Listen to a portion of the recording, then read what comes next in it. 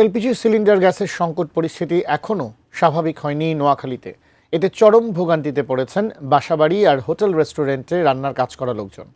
নোয়াখালীর জেলা শহর মাইজদি থেকে বিস্তারিত জানিয়েছেন প্রতিনিধি ফয়জুল ইসলাম জাহান।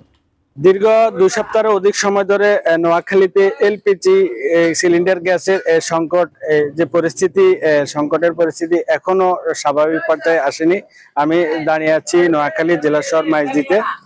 এখানে আমি আজ নোয়াখালীর জেলা শহরে যে খুচরা বিক্রেতা আছে এলপিজি সিলিন্ডারের, তাদের সাথে কথা বলেছি। তাদের কথা হচ্ছে তারা যে 12 কেজি সিলিন্ডার তারা পাচ্ছেন না, তারা ভোক্তাদেরকে চাহিদা অনুযায়ী সরবরাহ করতে পারছেন না। তারা যাও দুই একটি পাচ্ছেন, অধিক দাম দিয়ে তাদেরকে ডিলার থেকে কিনতে হচ্ছে।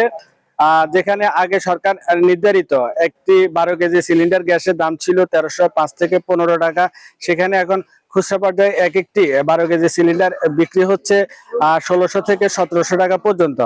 এবং ভোক্তাদের চাহিদায় দেখা যাচ্ছে যে 2000-এর অধিক টাকা দিয়েও বিভিন্ন জায়গা থেকে তারা 12 কেজির সিলিন্ডার গ্যাস ক্রয় করছেন।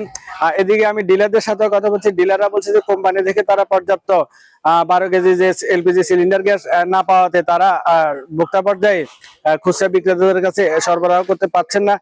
এই গ্যাসের যে সংকট, এই কারণে নোয়াখালীতে বিশেষ করে বাসাবাড়ির যে রান্না বান্নার কাজ এবং হোটেল রেস্তোরাঁর যে রান্নার কাজে চরম ভোগান্তি চলছে। এই হচ্ছে নোয়াখালীতে এলপিজি সিলিন্ডার গ্যাসের সংকট নিয়ে আমার কাছে সর্বশেষ।